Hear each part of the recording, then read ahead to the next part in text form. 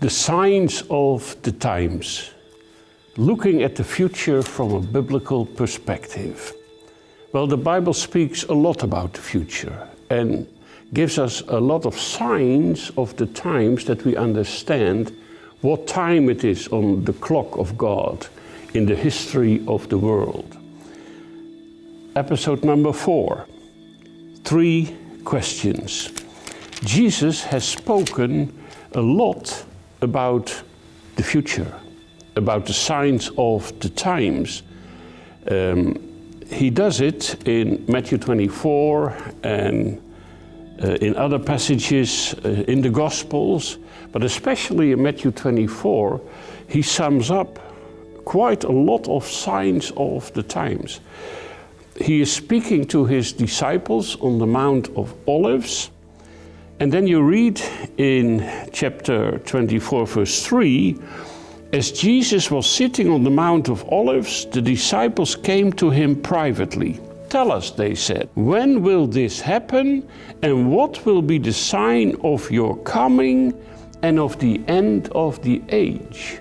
So they have 3 questions. When will this happen? Second question, what will be the sign of your coming? Third question, what will be the sign of the end of the age? Question number 1, when will this happen? Just before this, Jesus has spoken about the destruction of Jerusalem and of the temple. That there would not be left a stone upon another. It would be totally destroyed. That must have come as a great shock for his friends, because they were waiting for the coming of the beautiful kingdom. They were convinced that he was the king of Israel, the king of the world even, and that Jerusalem would be the center of the world, and that the temple would be the center of the world. And then he says it will totally be destroyed.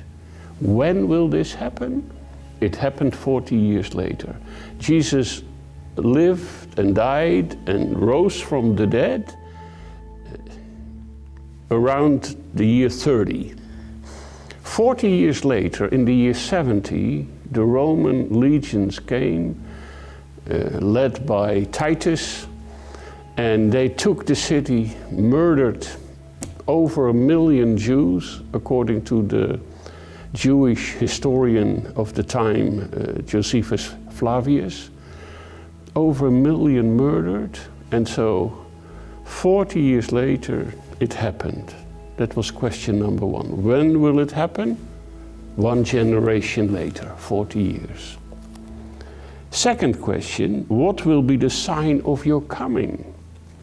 So at this moment, the disciples understand that his coming will not yet lead to that beautiful future of peace and righteousness on earth and of him being the king, but all the prophets in the Bible speak about it. So they're absolutely convinced that one day it will come. So right now they start to understand somehow he must come again. He must come a second time to bring in that beautiful kingdom of peace on earth. But when? And how do we know? What is the sign of your coming? So Jesus expects us to understand the signs of the times, but they ask, help us a little bit with that. What is the sign of your coming in glory? That we know now he's coming very soon. And then Jesus says, now you sit down and I'll explain. And then what follows in Matthew 24 are all these signs. He speaks about wars and rumors of wars. Nation will rise against nation. Kingdom, famines and earthquakes in various places. The beginning of the birth pains. You will be handed over for persecution, put to death, You will be hated by all nations because of me. Many will turn away, fall away from the faith. It will run through the families. So he says, what will be the sign of your coming? Watch all these signs. And these signs, these general signs, have been with us for the last 2,000 years. Although in our days, the statistics of these signs are steeply on the rise. There have always been wars, but we just left an age with even 2 world wars, with more casualties than in all the previous wars, in all the previous centuries even combined. So the statistics are on the rise, the same with the earthquakes, the same with all these other general signs that he mentioned. So it's coming to a climax. It's increasing, it's intensifying. It's almost like time is in a pressure cooker. It happens quicker and quicker and quicker and more violent. But he mentions 2 positive signs. How do we know, they say, that you are now about to come in glory? All these general signs are with us, but have been with us for 2,000 years. But 2 signs are specifically being fulfilled in our days. One is, he says, the gospel of the kingdom, of that beautiful kingdom that will come, will be preached around the world as a testimony to all nations. And then that will bring an end to this part of world history. They asked, what will be the sign of the end of the age? So they're not asking about the end of the world, because the world will continue. But this terrible age with all these terrible things, when is it coming to an end? When will you come in glory? When will the next phase of world history begin?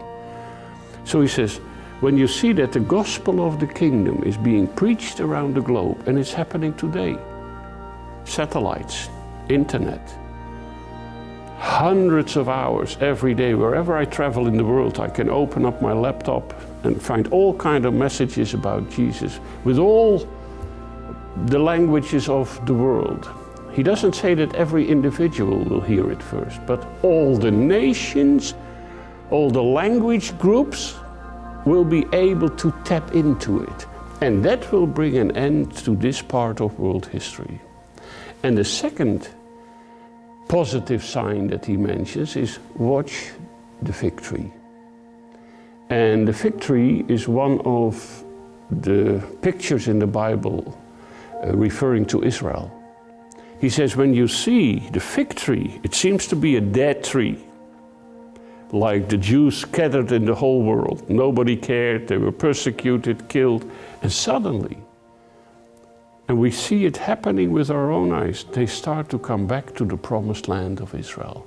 He says, when you see the fig tree come back to life, getting new green leaves, returning to the land, then you must understand that the kingdom of God, that beautiful kingdom, is right at hand. It is before the door.